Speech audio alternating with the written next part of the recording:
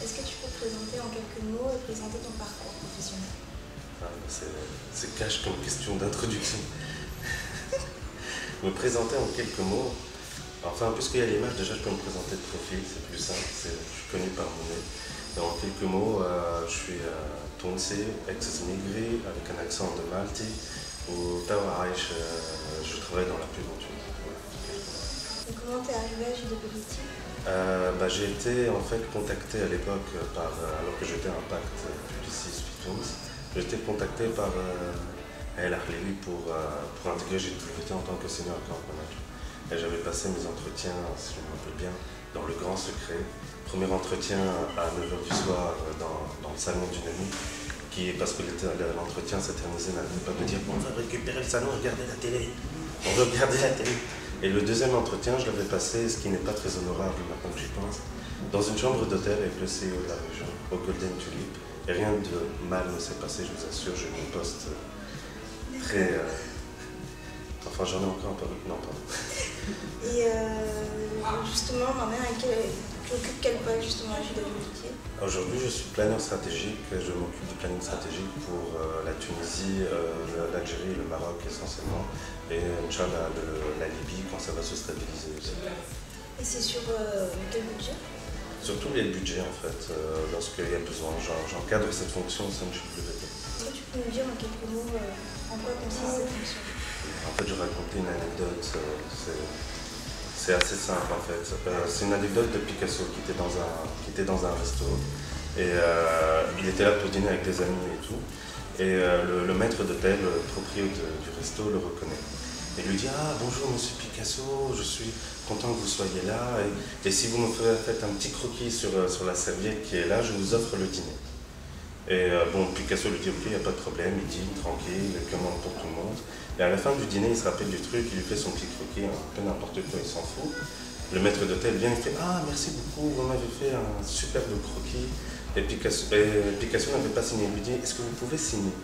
Et Picasso dit « Non, vous m'avez offert le dîner, pas le restaurant. » Et en fait, cette signature n'est ni plus ni moins que la valeur ajoutée de la marque Picasso.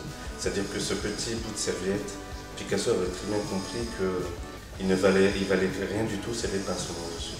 Aujourd'hui, une marque, c'est ça.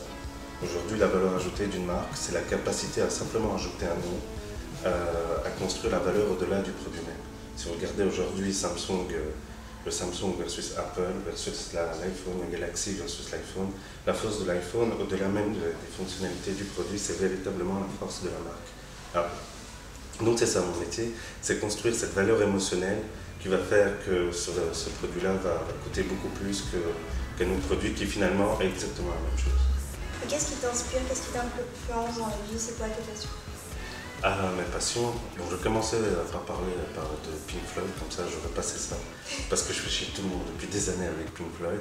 Donc ma passion, une de mes grandes passions, c'est Pink Floyd, ça m'a beaucoup inspiré de par leurs textes, de par leur machin. Sinon, mon inspiration est dans la rue, pêcher, quand tu marches, que tu vois les gens, comment ils se comportent, comment ils parlent les uns avec les autres, quand tu vois les clivages, les différences, les besoins de s'afficher, tout ça. Donc c'est ça qui m'inspire, c'est un peu de comprendre, c'est vraiment essayer de comprendre qu'est-ce qui explique telle ou telle chose. C'est-à-dire que ce qu'on a entamé déjà depuis hier, c'est essayer de comprendre aussi les élections qui se sont passées lundi et de comprendre les suffrages. Sans jugement. L'essentiel, c'est de comprendre comment ça s'est passé, pourquoi on a le droit à ces chiffres-là. Selon toi, pourquoi? Selon moi, là tu enverras un truc de au moins 1 heure, donc laisse tomber. Ça viendrait avec l'étude, et puis comme à ce stade-là, on est encore au stade d'hypothèse, ça ne sert absolument à rien de donner des raisons aujourd'hui. Le meilleur souvenir de campagne, c'était la campagne Reich qu'on a sortie en mars 2009, parce qu'on a fait la campagne réellement, on l'a sortie réellement en 72 heures. C'est-à-dire qu'on est arrivé à l'agence, en fait on a On avait envoyé un message à tout le monde à 9 h du matin, un samedi matin, état de guerre, on se retrouve tous à l'agence. On est ressortis de l'agence réellement tous 72 heures plus tard. Mais ce qui était drôle, c'était comme on était dans un esprit de compétition versus à l'époque à l'ISA, et on ne devait pas montrer qu'on allait sortir le contre-teaser très rapidement d'une campagne qui était nôtre. On a fait croire à tous nos amis que, alors à l'époque, Rassen avait dit qu'il était en voyage, Georges avait dit qu'il était à Paris, moi j'étais officiellement chez mes parents, d'autres étaient à Sousse. On a poussé le bouchon jusqu'à demander aux gens de ne pas mettre les voitures dans le parking de l'agence, mais les mettre tout autour. On est véritablement rentré à 9 h pour sortir 72 heures plus tard avec la campagne qui avait à l'époque fait un sacré buzz. Quelle publicité ou sur quel budget t'aurais aimé travailler? International. Comme beaucoup de gens, certainement Apple ou Diesel. Pourquoi Diesel? Be stupid, c'est ce que je fais tous les jours, c'est facile pour moi d'être stupide. Donc travailler là-dessus c'est naturel, ce n'est que ni plus ni moins que dire ce que je pense tout haut. Et comme ce que je pense est souvent assez stupide, donc oui, j'aurais aimé travailler pour une marque qui me permet d'être stupide, qui me donne ce droit.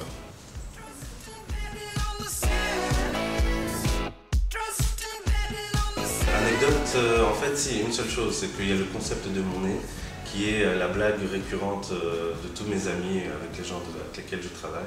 Donc en fait, lorsque je te racontais certaines des blagues qui sont assez bien trouvées, du genre si Hazm veut indiquer la route, comment il fait, il tourne la tête. Voilà. Ou sinon, comment Hazm peut faire la planche à voile, il se met sur le dos à la mer. Voilà, il y en avait plein comme ça. Sinon, Ils sont créatifs. ils sont créatifs autour de moi, moi j'adore ça personnellement. C'est un peu un petit côté de la personnalité, donc c'est pas plus mal, on se moque quand même, il parle de moi. Pour finir, si tu avais un conseil à donner pour les gens qui ont envie de se lancer dans la com, ce serait quoi? Un conseil à donner pour les gens qui ont envie de se lancer dans la com. Bon, alors t'as les trucs bateaux, il faut être passionné, mais je sais pas trop quoi. Un petit conseil, ce serait de savoir garder son ego pour soi, de partager ses idées, même si, en fait, d'être stupide. Si j'avais un conseil à donner, c'est que dans la com, il faut être stupide. Il ne faut pas penser tout de suite être super intelligent, soyez stupide. Plus vous serez stupide, plus vous aurez de bonnes idées. D'accord. Maintenant, tu as 1 minute où tu peux dire tout ce que tu veux dans la caméra. Tout ce que je veux dire.